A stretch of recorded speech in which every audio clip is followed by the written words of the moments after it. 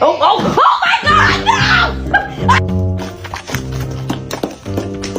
no! You should think twice. I don't even think once.